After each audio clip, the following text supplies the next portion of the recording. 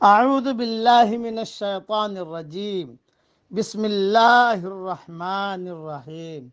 سورہ انعام کی چند آیتیں پڑھ رہا ہوں۔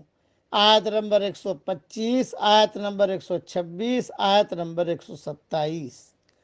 فَمَن يُرِدِ اللَّهُ أَن يَهْدِيَهُ يَشْرَحْ صَدْرَهُ لِلْإِسْلَامِ، اللہ جس کو چاہتا ہے کہ ہدایت دے تو اس کا سینہ اسلام کے لیے کھول دیتا ہے۔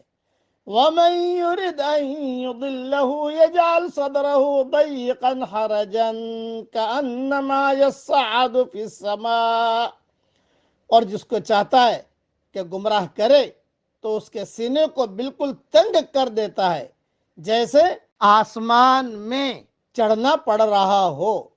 كَذَلِكَ يَجْعَلُ اللَّهُ الرِّجْسَ عَلَى الَّذِينَ لَا يُؤْمِنُونَ، اس طرح اللہ گندگی ڈال دیتا ہے ان لوگوں پر جو ایمان نہیں لاتے۔ وَهَذَا صِرَاطُ رَبِّكَ مُسْتَقِيمًا، اور یہی آپ کے رب کا سیدھا راستہ ہے۔ قَدْ فَصَّلْنَا الْآيَاتِ لِقَوْمٍ يَذَّكَّرُونَ، ہم نے واضح کر دی ہیں نشانیاں غور کرنے والوں کے لیے۔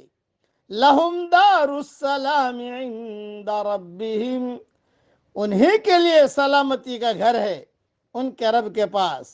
وَهُوَ وَلِيُّهُمْ بِمَا كَانُوا يَعْمَلُونَ، اور وہ ان کا مددگار ہے اس عمل کی وجہ سے جو وہ خود کرتے رہے۔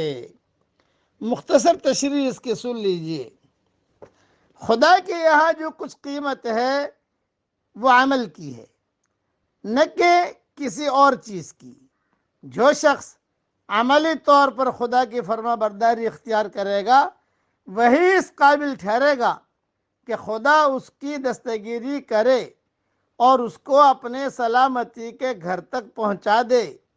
یہ سلامتی کا گھر خدا کی جنت ہے، جہاں آدمی ہر قسم کے دکھ اور آفت سے محفوظ رہ کر ابدی سکون کی زندگی گزارے گا۔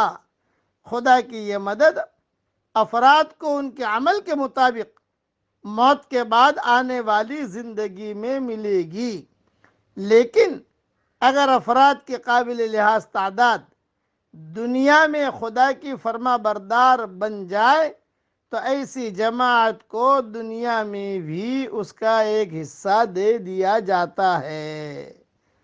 اس لیے اللہ تعالیٰ کے احکامات کو پورا کرنا اور اللہ تعالیٰ دین کے لیے اپنے سینے کو کشادہ کرنا، ہر وقت حق مانگتے رہو، ہر وقت اللہ سے کہو اللہ مجھے حق دے، مجھے حق دے، مجھے حق دے، تو اللہ تعالیٰ پھر اسے محروم نہیں کرتا۔ اب پڑھ لیجئے میرے ساتھ، یا سلام ادخلنا دارک دار السلام۔ اللہ تعالیٰ یہ دعا ہم سب کے لیے قبول فرمائے، آمین۔ وآخر دعوانا ان الحمد للہ رب العالمین۔